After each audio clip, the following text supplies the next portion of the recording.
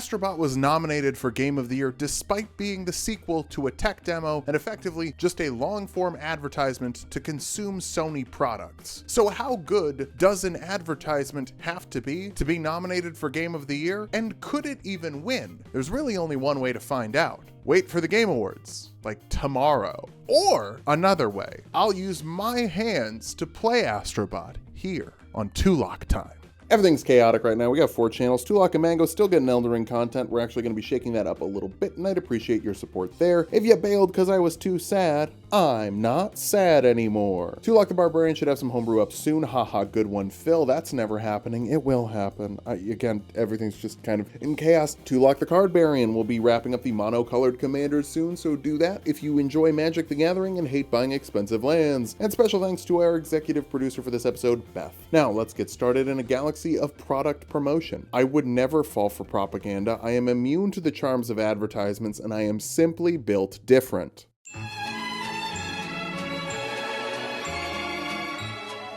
Starting off, we're in space, flying on a PlayStation 5, which I think might be the greatest console of all time. Just kidding, it's 3 too many. The haptics in the controller are going nuts and really reminding me how few games actually use this controller. An alien has destroyed our PlayStation 5, and we're deposited on Tatooine. Like any great Star Wars story, we're an adorable little twink who loves to beat the hell out of womp rats. There's a tutorial about how to jump, but I'm a pro gamer, I don't need any help jumping. First level's already done. Truly, I am a god gamer. There are 5 floating galaxies: gorilla, octopus, snake, lizard, and bird. Naturally, we go to Gorilla Land first, even though given the choice, gorilla is the last one of those I would fight. In order: bird, lizard, octopus, snake, gorilla, if you were curious. Time to visit the actual first world and just kind of play around in it like it's a sandbox. Every good platformer's first job is to make the movement fun and smooth. The smoother your movements, the more fun they are, and this game brings the fiber. It's not a platformer if you're not collecting a bunch of stuff, and we're collecting people, not in a creepy serial killer way, in a fun way. And we can toss our little buddies a little bit once they're safely in our DualSense wireless PlayStation 5 controller. There's also puzzle pieces like we're playing Banjo-Kazooie, but that's a Nintendo game that's now an Xbox game that never got made. Corporations are cool. Ratchet is our first unique buddy we rescue, and then we go down a water slide. Is that challenging gameplay? No, but look at the balls. Astro is having fun. That's okay. Super funked up thing, the game makes swimming feel good.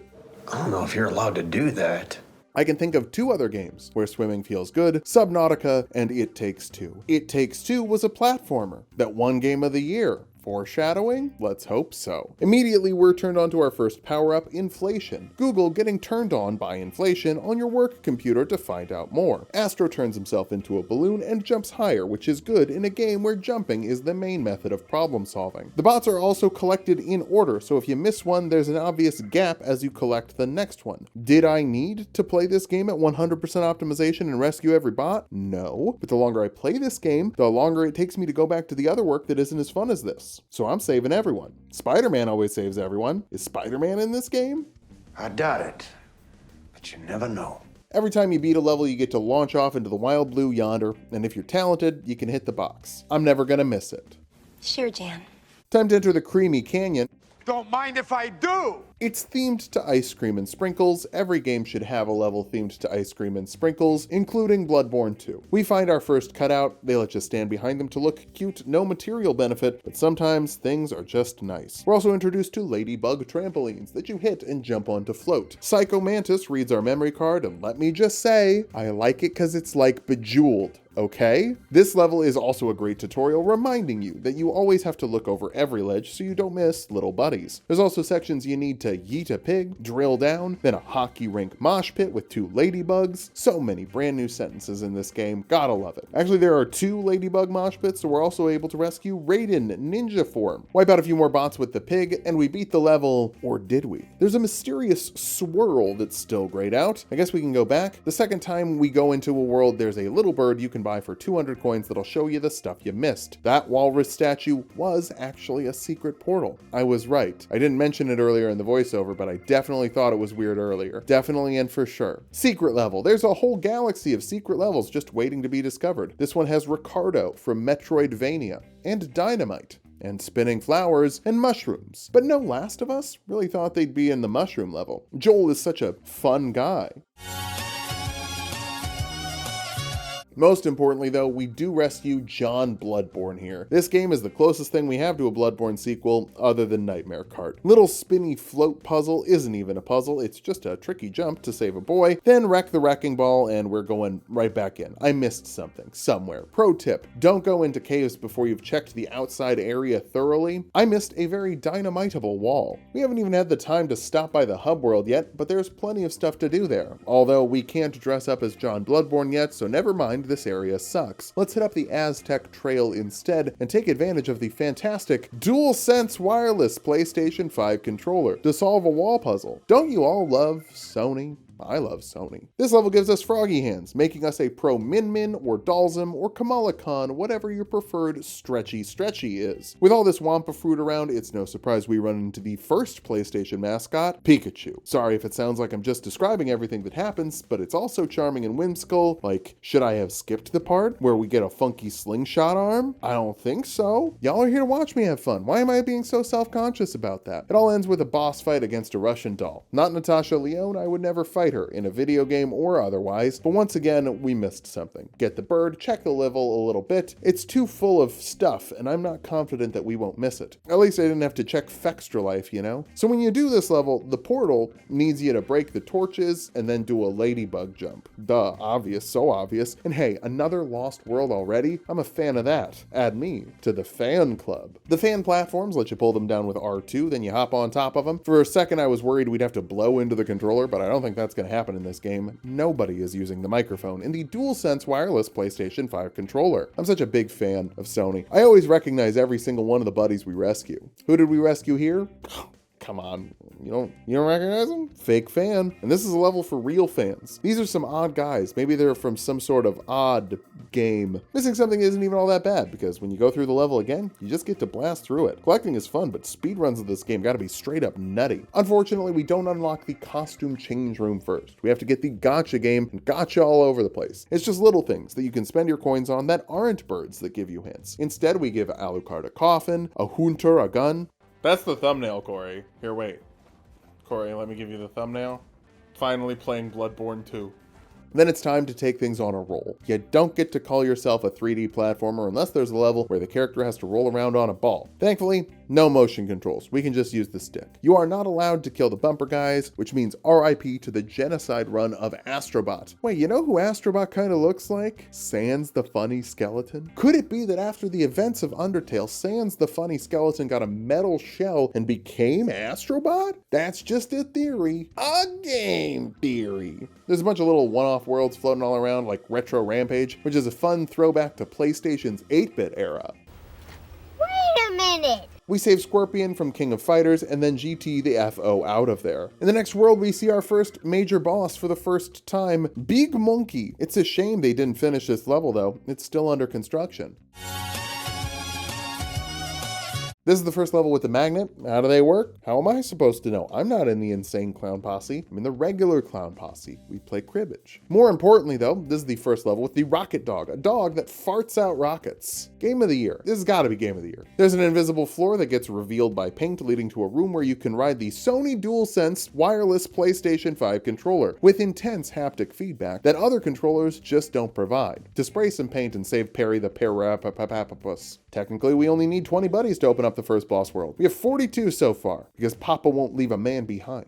Now let's get ready for an epic boss fight. This gorilla is destroying so many buildings and also doing so much more with Donkey Kong than Nintendo has for the lifespan of the Switch. It's a simple process of breaking a bell and then beating the shit out of Donkey Kong's eyes. If that isn't brutal enough for you, the next phase is smashing every single one of his teeth, then diving into his throat to make him choke to death from his own blood. We also managed to rescue Mr. Escape from Ape Escape, because Nintendo isn't the only company that can ignore their ape-themed IP. Seriously, why is Sony acting like Mr. Ape Escape is one of their defining characters when the last Ape Escape game was a PlayStation Move exclusive from 14 years ago? It's older than Bloodborne. Thankfully, Team Asobi is here to make their own Ape Escape, just part of their own platformer, starring who is surely now the main character of PlayStation Studios, Astro Bot. We get a net and a radar to find the monkeys monkeys, catch the monkey, and shock the monkey. Peter Gabriel, banger track. Some of the apes are good at escapes. Some of the apes are less good at escapes. The whole world is just kind of one little hub area, which is nice for keeping things quick, but a little stressful, and then I'm not sure if we missed a little boy. They're all around this area, so I just gotta figure out where they are. I can't really figure out the order though. Also, they're all monkeys. Once we've gathered all the monkeys, we've secured the first part of our PlayStation 5 console, the memory, which is a solid state drive and stronger than any other console on the market. It's really a phenomenal showcase of what technology can do to enhance the future of your games. It also unlocks another area on the map where we can save Charmander. This game has all the Pokemon. Let's go to the next galaxy.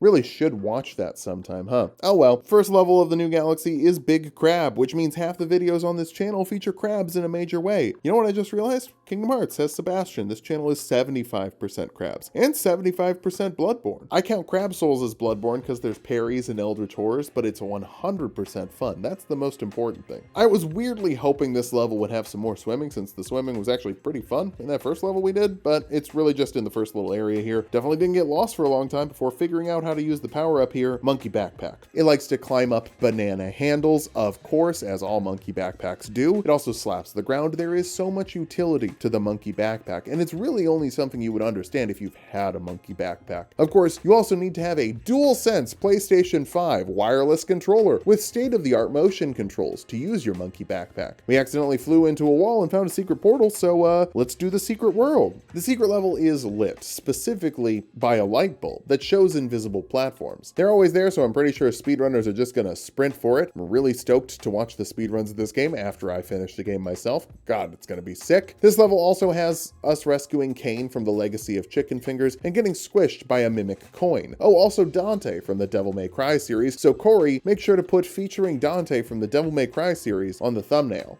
No, I don't think I will.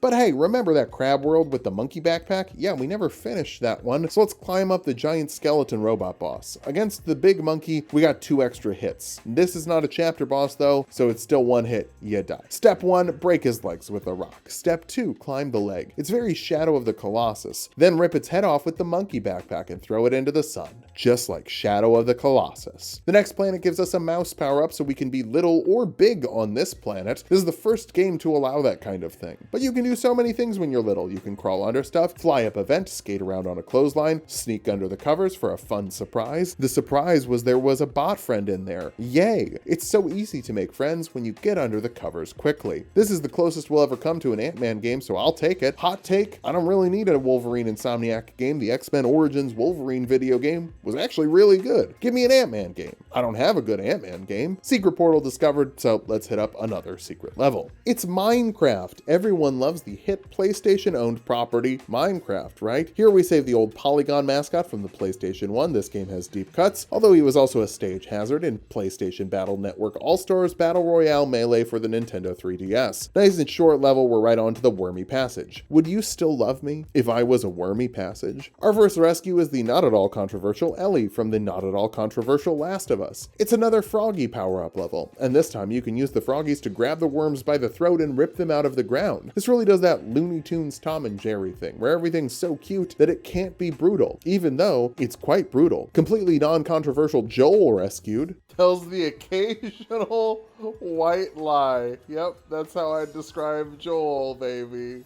Oh hey, Joel and Ellie are in a mushroom level after all. Neat. Get in a little fight with a sumo man, but that can't be the end of the level already, right? It's too short. Well, good news. We get Vored. Is it really a platformer? Until you get Vored and have to climb your way out of a worm's mouth? It's just like Dune. I'd assume, because I haven't seen Dune. I'm not a nerd. After Vor, what could be better than water sports? We use the DualSense wireless controller for the PlayStation 5 console, available at retailers near you, to water a tree. It's a big friendly tree, like the Deku tree from Zelda, or Wispy Woods from Kirby. To be fair, you can't expect them to make a whole game referencing nothing but Sony exclusives, you know? Once the tree is full, it can Vor us, which means it's Vor Water Sports Vor Oreo. A Voreo, if you will, with piss in the middle. Inside we get a new power-up, the elephant that sucks juice and makes platforms with its juice. Is it really a platformer if you don't have an elephant that sucks juice and makes platforms with the juice? Further up, we stop sucking sap and start sucking honey. Honey is bouncier than sticks, which seems unrealistic to me because honey is usually sticky. Stickier than sticks even. Maybe sticks should be called honey and honey should be called sticks, since things stick to honey but don't stick to sticks. Another boss fight at the top, it's chickens in eggs, but the yolks are sticks, which is what I'm calling honey because it's sticky. But this honey is bouncy because it's yolks, so we suck it all out to win. What the hell are you talking about? Oh, by the way, the puzzle piece I missed, it was bowling. Obviously, you're not a golfer. Time to take an oct at the kraken. Wait, a crack at the puss? Closer, since this is a Wako Taco, and folks, if your taco looks like this, call a gyno. We get to use the power of Jotaro and aura every punch, then yoink ourselves into its face. After that, get him stuck in his own ink and break the goggles off. Shouldn't need those as a squid anyway. All that before the octopus pulls a Moses and parts the sea to make us do some platforming. It ends with us grabbing the tear ducts and smashing its face into the sun. With all that resolved, we've saved Kratos and Boy from God of Boy. This is where I realized every section of the game has you teaming up with a general mascot of PlayStation, and Kratos is here to represent the PS2 era. I probably would have gone with Jack or Sly Cooper because this is not PS2 Kratos, this is PS4 Kratos. If it was PS2 Kratos, we would get a mini game where Astrobot rattles the headboard. The Leviathan axe sort of makes you feel like you're playing God of War, but the hidden loading screen by walking through a crack in the wall, yeah, that's God of War. Astro makes friends with a big snake by blowing. Maybe there's some sexy mini games in here after all. I think there's some secret thing with the green birds, but by the end of the level, that wasn't all that big of a deal. Using the Leviathan axe to freeze a waterfall is pretty hype, but even hyper, baiting the Nidhogg. I've played enough Bloodborne to know that when you want to beat a pig, just get in the back, reach in, and pull down hard. Successful rescue of the PlayStation 5, something important to it. Gotta free it with a chainsaw, and honestly, are these arms available for boss fights? More importantly, did they use a chainsaw at Sony HQ? No, they probably use laborers making $2 an hour. A little more cleanup, we do the retro rampage from this area and open up the first of 4 face button challenge levels. These are a bit harder. The normal levels of this game are like Mario 64 levels of difficulty, as in pretty easy, because the point of the game is not to be difficult, it's to be cute and to have fun. But the face button levels are obstacle courses that you have to fully complete every time. You die, you start over. The first group of these is like Jack and Daxter difficulty level compared to Mario 64. A pretty big leap up. It's also a PlayStation property, which makes it better because I love Sony. There's also usually one level that stands out particularly from the group, and for the triangle, it's the rolling ball level. It ain't a platformer until you roll on a ball, and it ain't a platformer until you roll on a ball, and it's incredibly frustrating. After all that, Crumble Rumble is super easy, barely an inconvenience, but truly the most important thing. With all of the puzzle pieces from the Squid Galaxy, we unlock the costume gallery, and we can officially be Bloodborne. It is time for Bloodborne 2. What a thrill. First new level, it's Time Stop Casino, which gives us a stopwatch power-up, and where did my Bloodborne outfit go? Now give it back. Give what back?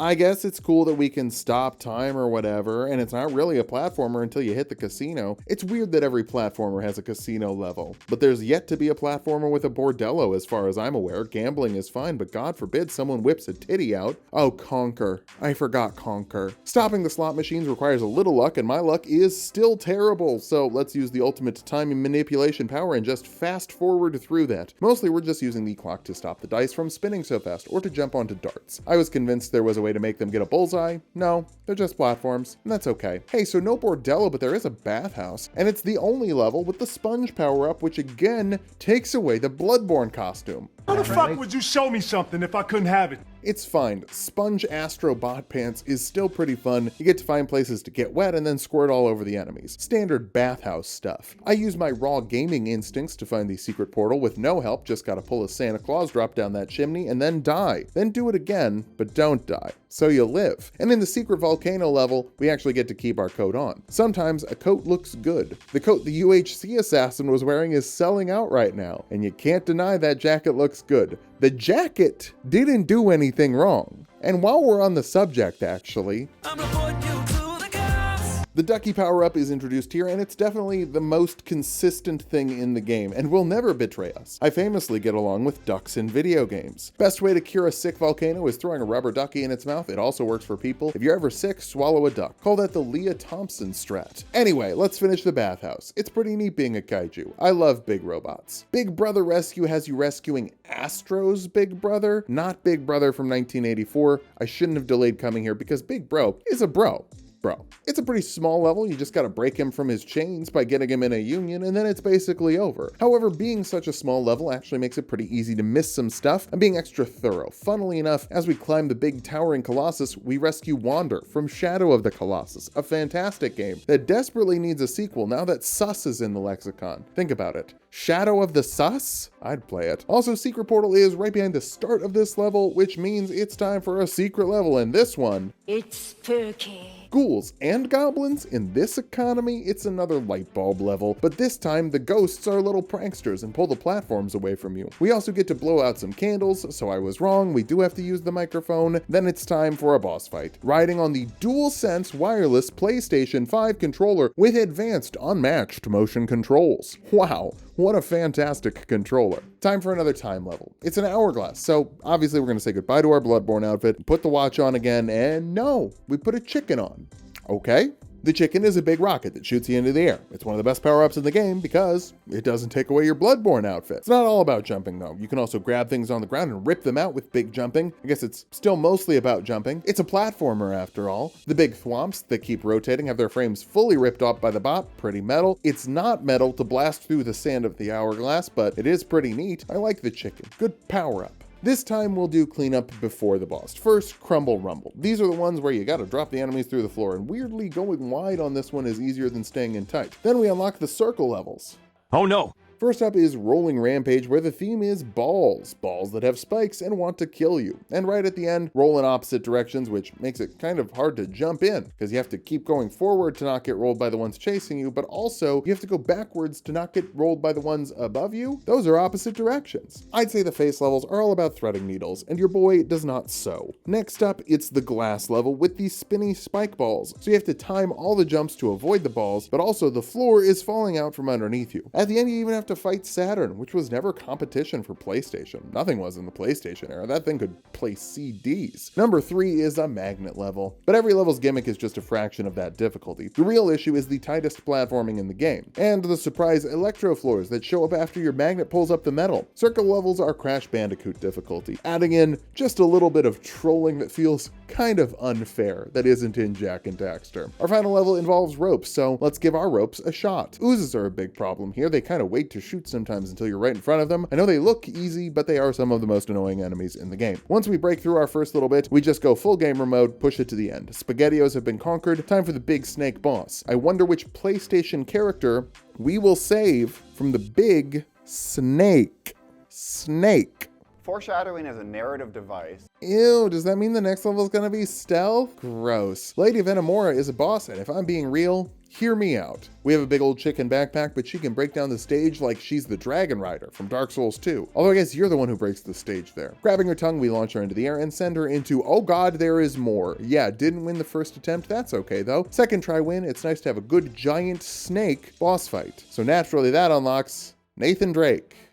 Huh, thought it would have been a more solid character, but I guess he's here to represent the PS3 era, and that's fair. Uncharted 2 is goated, which means I've got to play a little Uncharted, and Nathan Drake gives Astrobot a gun. It's about time. There's no cover mechanics, but that doesn't matter when you've got a little rat-a-tat-tat, and it never reloads. It's a one-shot on everything. Pretty great. We should bring this on every mission. Then the game would be too short. He's simply too powerful. You can shoot it on ropes, so they're not just swinging ropes, they're shooting ropes. This level starts collapsing, putting us in a classic Nathan Drake gameplay scenario. So cinematic. The Uncharted series is unmatched in terms of quality, a great Sony product. Hey, it's a PS5 component. Hopefully we don't get chased by Inky from Pac-Man. Good news, we can shoot from the rope as well, so we shoot ropes all over Inky and get the W. One more rolly ball level, this time with spiked platforms that constantly spin to try and knock you off. Come on, you gotta try harder than that. I'm a pro gamer here. Retro Rampage is our last level for this area. Of course, John Bloodborne can carve him up, even if we don't have a pistol anymore. Would be useful for the Lizard, too. Wait, Lizard is a Spider-Man villain. Is Spider-Man the PS4 representative? Only one way to know.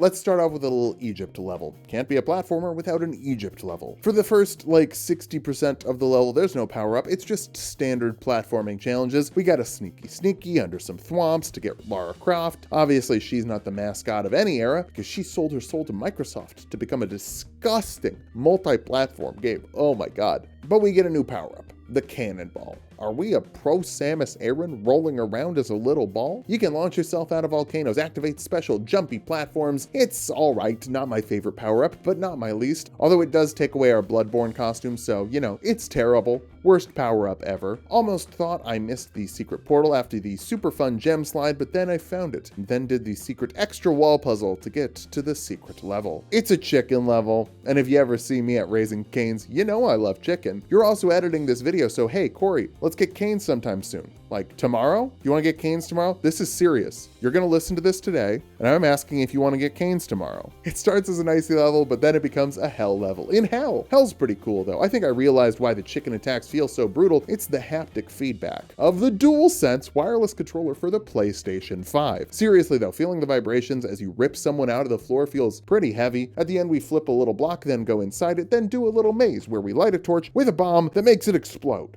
Metal. Time for a water level, and cats, believe it or not, this is it. This is my favorite level in the game. Swimming is so fun, and we even get a power-up to make it more fun. A little penguin that loves to swim fast. There's a little tutorial area that teaches you how to use it, but then you're just thrust into this big open sandbox of swimming where the swimming feels good. Oh, and we have to unionize the starfish and break him free from his chains. But like, swimming is just so good in this game, and there's a little flashlight that pops on when you dive deep, and you can get vored by an eel. Vor is so important to every platformer.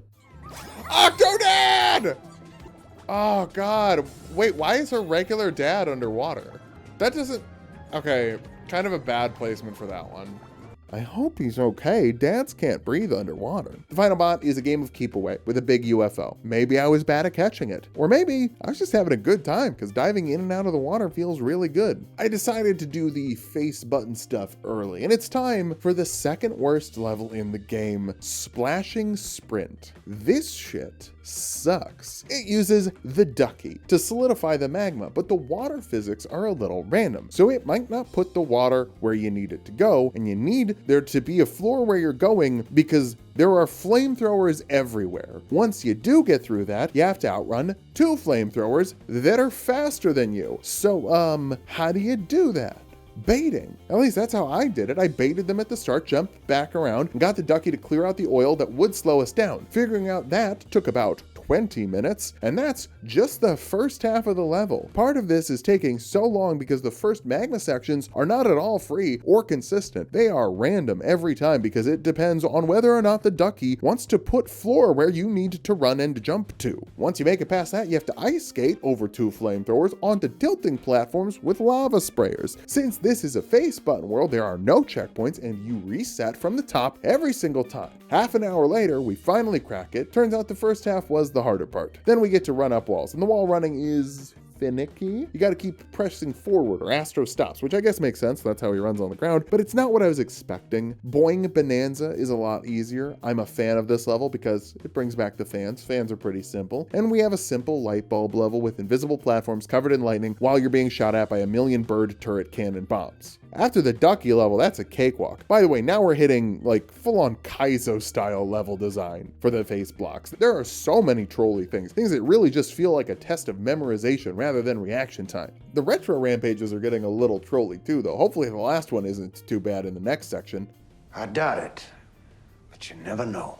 Time for our second balloon level. We haven't done one since the beginning of the game. We also get to ride the PlayStation 5 DualSense wireless controller to shoot some shurikens and unlock a secret level, the Danger Dojo, which is all about shurikens. You can use them to make platformers to go rescue a bot. There are secret panels you can open where we'll save a dude from Ghosts of Tsushima. I should really play that before Ghosts of Tsushima comes out. Now we can use the shurikens to be the platforms rather than using them to make the platforms. Pretty rad, but not as rad as fighting a dragon. With the dual DualSense PlayStation 5 wireless controller, baby. It actually is pretty cool to fight a dragon with shuriken turrets, not gonna lie. Back to the balloon zone. I love that every time they bring a power-up back, they have a new utility for it. Now we can inflate squids to turn them into rockets. Add inflation to the list of this game's sins. Also, overinflating someone till they explode, pretty metal way to kill them. It's time for another spooky level, one of my least favorite. Why? Because it's a time stop level, which means despite the spooky aesthetics,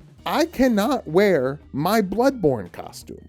My disappointment is immeasurable, and my day is ruined. Why does the stopwatch have to take my costume away? It really stinks, because slowing down time to run on knives is pretty cool. I would love to love this level. Finally, we get to the boss level, and it's time for another time stop, which means it's the worst boss fight because we don't get our Bloodborne. Stopping time could be so cool. Jumping across razor blades to move to the next section of a fight seems like a great time, but not at the cost of my drip. That would be like if Shadow of the Erdtree forced you to ditch your preferred weapon for one boss fight, and they would never do that, because they did it in the base game. For the PS4, they're probably gonna do Aloy, right? She hasn't been in a game, and what the hell is a Loco Roco? Oh, it's the PSP. Personally, I would have represented that with Kingdom Hearts Birth by Sleep, but I understand Sony fumbled the bag on Square Enix exclusivity, so understandable. God, I just realized while reading this, Cloud Strife is not in this game. That is nuts. We get our PS5 part and pour a full can of Pepsi into it. I tried that with my PS5 after the game was over, and now it just sounds like it's dying. I don't mean the fan is loud, I mean it screams for mercy. This crumble rumble's really rough with a bunch of flying enemies we have to bop, but we get through it all right. Only one galaxy left and 64 boys remaining to save. Just like that Galaxy game on the Sony 64. 'Cause I like birds.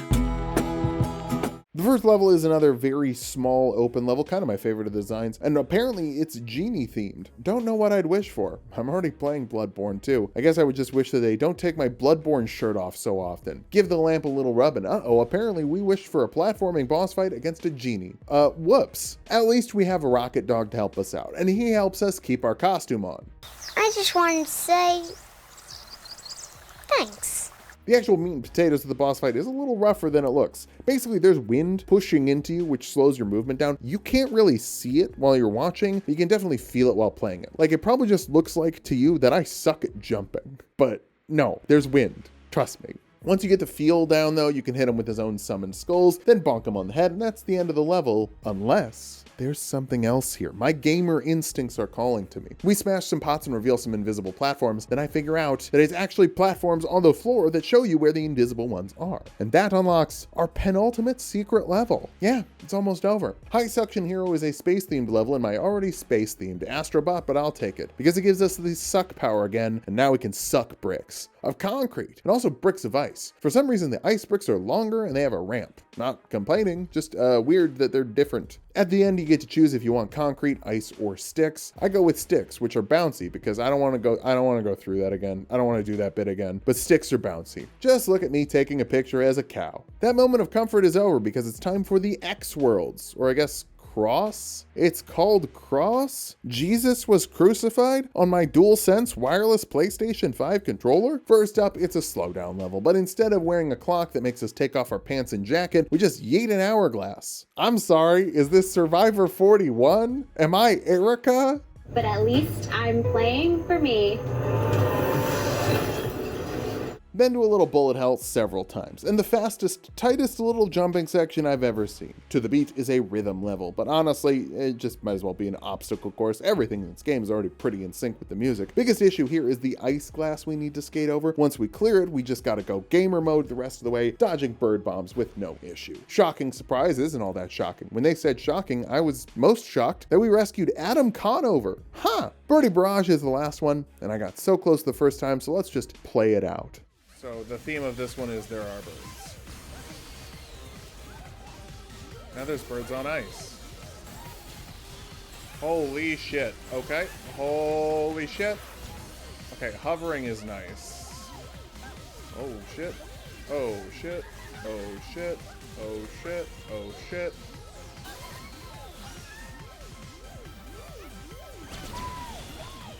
First clear? I'm sorry.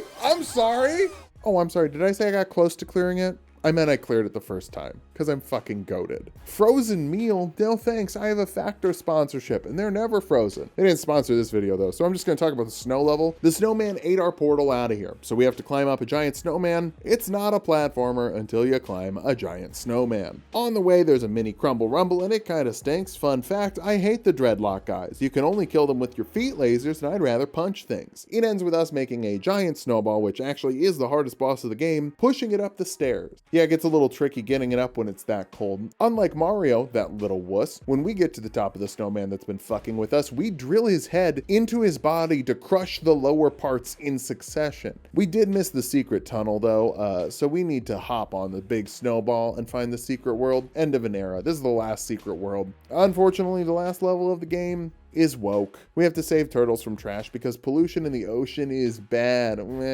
Which means half the videos on this channel have messages about how polluting the ocean is bad. If you count the Heartless as pollution, Atlantica counts too. The important thing is, stopping pollution requires the DualSense wireless PlayStation 5 controller and its ability to suck up garbage, then launch that garbage at someone else. Lots of sucking in this game. Have we considered throwing our garbage at the biggest polluters? That could work as a disincentive. There's actually one more secret level, a secret level, and we get the monkey with the symbols. The symbolism in this game goes nuts. But more importantly, there are piano keys. So it took a while, but I figured it out.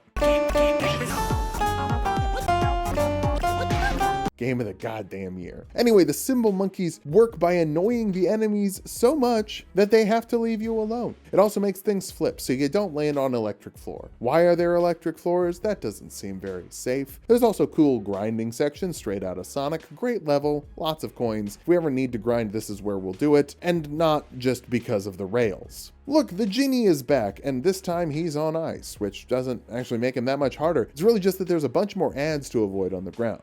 Not bad. It helps that we just did this fight like an hour ago, so we got plenty of practice. Next up, we have the Cannon Galaxy that starts with the DualSense wireless PlayStation 5 controller that cools off the ground. Then we become a cannonball again, but this time we get to use the invincibility to survive an onslaught of rocks, survive a crocodile biting us, and save John Demon's Holes. They didn't forget Demon's Holes. Of course they didn't. It came out more recently than Bloodborne. There's a tilty puzzle where you can use the DualSense wireless PlayStation 5 controller's motion sensors, but it's easier to just leave it flat. We saved the Emerald Herald from Demon's Holes, terrible name for a woman. Herald? That's gotta be sad. High school couldn't have been easy, mostly because she was in a Dark Souls. There's another boss this time. It's a giant magma pirate with guns for arms. Of course, you beat him by turning yourself into a cannonball and launching into his face. The boss fights remain goated. Sun and Moon is the next level, and I don't really like Sun and Moon. There's too much text, but this one just takes the text away and makes a cool flippy level. You hit a switch, the whole level flips. It's pretty rad. They also added some light bulbs, but the most important thing is the flippy thing, and there's really charming music with like a Pixar jazz energy. The whole soundtrack to the game is a bop, but this one's particularly boppy. IMHO. Time for another space-themed level in our already space-themed game, Orbital Blitz. The ending portal is right at the beginning, and wow, it was taken.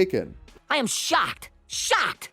Well, not that shocked. We get the best power up in the game, chicken, and start jumping. This time you can crash through meteors, but you can also jump on top of them, and I was always worried that that was going to be required to get a little buddy or a puzzle piece. It wasn't. I just was paranoid. There's a nice little zero gravity room where I guess weightless stars Astro still has gravity. I guess this is why gravity is just a theory. A game theory! We get to suck up some missiles with the DualSense PlayStation 5 wireless controller. I heard a bot, but could not find it. Turns out we need to use the chicken to break the glass ceiling. Nothing bad will happen because we broke the decompression chamber, I'm sure. Then ride around the rim of Uranus, although I think I pronounced that wrong. I believe it's Uranus. A little boss fight at the end against a UFO, although I believe it's pronounced UFO. Time for the hardest Crumble Rumble. We haven't actually talked about the washer fire guys, but you need to hit the spin attack to take their tops off. It's slow, just like taking someone's top off should be. The first time. You know, you gotta get consent, make everyone feel comfortable. Then you gotta get the volcano in the middle, and that makes the ground explode. Also not ideal. Boss fight here is against Captain Falcon McFly, and we beat him with a cannonball, which means huge concussive damage, but also anime level resistance as he tries to drill peck into our steel type. These are seriously some of the best boss fights I've ever seen in a platform. They're each so fun and memorable, even if they do make us lose the Bloodborne grip sometimes. I guess that's fair. They can't have us wearing a Bloodborne outfit and making it clear how much better the boss fights here are than they are in Bloodborne. I mean, Rom, Mikolash, I don't even hate Mikolash, I just know other people do. Rom is the bane of my existence though, I hate that little shit. Hey, we saved Aloy, perpetually unlucky protagonist to a fantastic series of games from the PS4 era. First game came out the same day as Breath of the Wild, and the second game came out a week before Elden Ring. Oof. We get her bow, and it's objectively worse than Nathan's gun. Also, Astro seems totally fine being a girl, which means they must be gender fluid. Confirmed. We stan an NB Monarch. There's some fun tower climbing puzzles. One of the really impressive things about Horizon is their ability to make the tower climbing parts of the game fun. Then another sick boss fight against the Blunderjaw. It's a lot of Horizon stuff, shooting the green weak points, but it also feels very Frankenfish from Resident Evil 4. Now that it's over, oh god, nope, he's back. Kill him, kill him, kill him. We run across the dinosaur back and rescue the final piece of the PlayStation 5, the frame, which the aliens have graffitied on in a way that, well, it's kind of cool. I mean, why would I want a stark white PS5? Should I commission an artist to draw on mine? Yeah, that'd be cool. The third worst level of the game is now here, the final Retro Rumble. There are 5 oozes you need to punch to death, but they're pixel oozes, meaning that they each take about 7 to 10 hits to kill. And the floor is falling, and after you kill 3 of them, 2 pixel droppers spawn out. It seems so simple, but this is incredibly frustrating. Like, you need to be swinging the whole time, but also moving the whole time, but you also can't move because there is no room, but also you need to dodge between 2 and 4 bullets as you're moving, but also you need to not whiff. There are 5 oozes, but the first one's free, so, you know, it's 2 and 4 bullets. Also, the game just doesn't have a lock on, so whiffing happens all the time. It's rough. But that's 299 bots rescued out of 300. I'm guessing the last one probably comes from the final boss, and my money's on Spider-Man, because, you know, he's not here yet, and he's a pretty important character in Sony's game catalog. Let's get to it.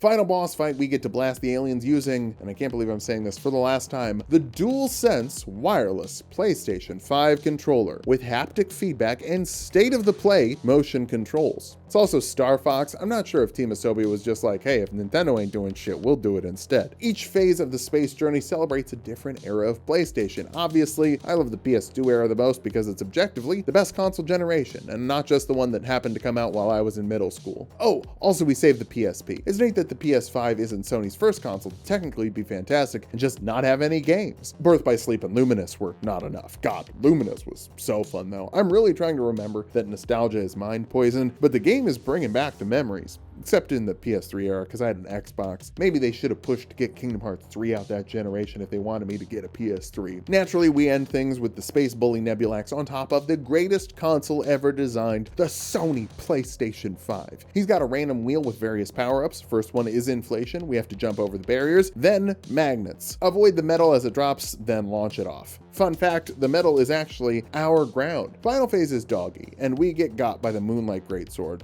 I died intentionally. I wanted to show off the other powers. Sure, Jan.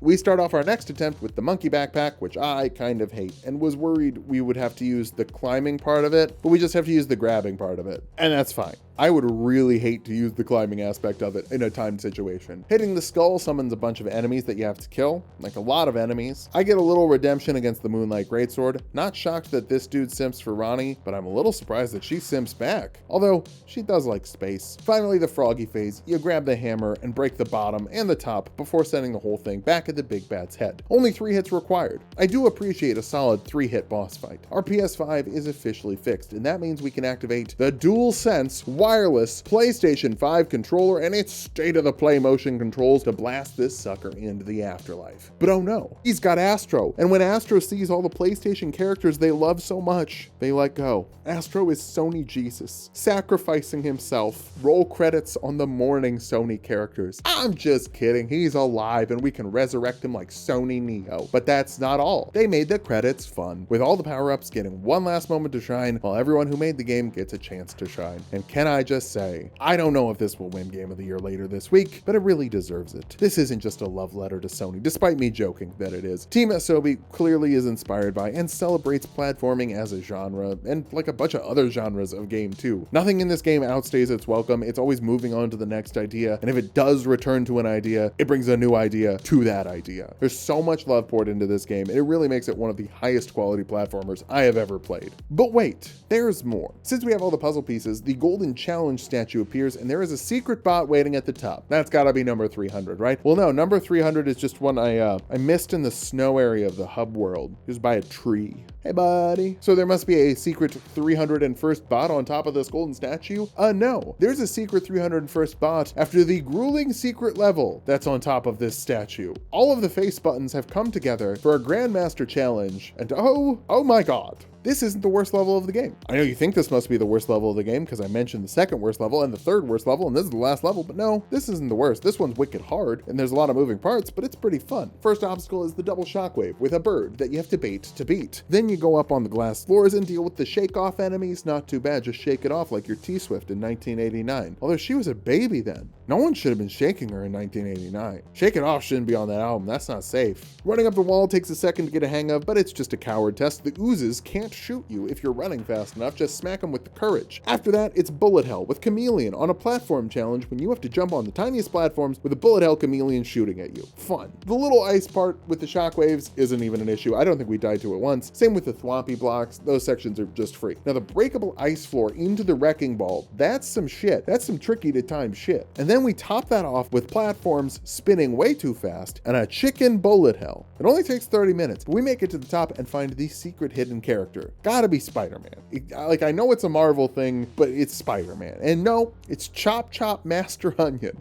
from Parappa the Rapper. Who else could it be? But even that is not actually the end, because they added free DLC speedrun levels because it took me too long to play this game. You race against two birds using the main power-ups of the game. The Rocket Dog level is so easy we beat it without even trying. I tried to get a little too tricky with the Elephant Sucker level, but second try, we nail it, going nice and fast. The one I anticipated being the worst is the Monkey Backpack. And I was right, because the Monkey Backpack makes you swing the DualSense PlayStation 5 wireless controller from side to side to make the monkey move.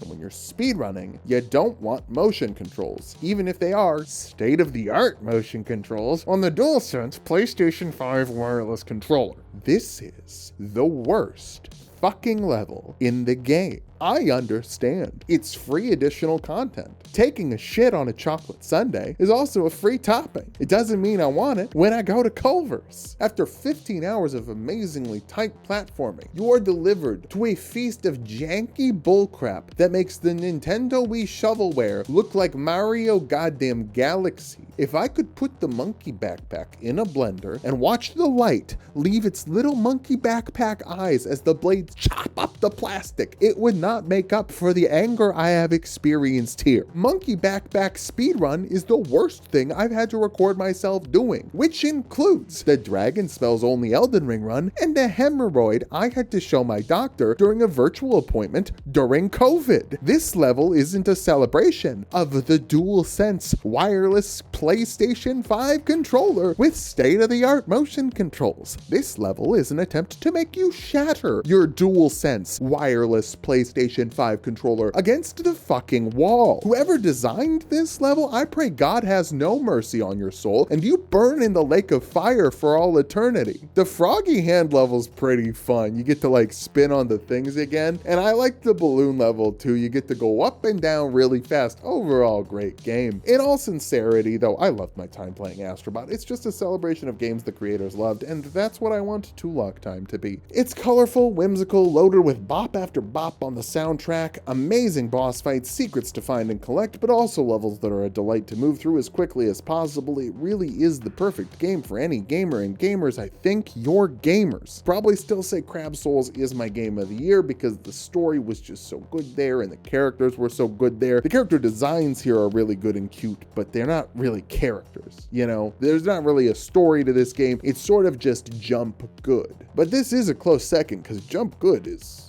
they're really good at jumping. And yeah, that means Shadow of the Erdtree is 3. Still good, just maybe not as fresh as the other two. So thanks for watching. If you like the video, subscribe for more. We're gonna do something else soon. Subscribe to Tulok the Barbarian for Magic, Tulok the Barbarian for D&D, and Tulok and Mango for all that Elden Ring goodness.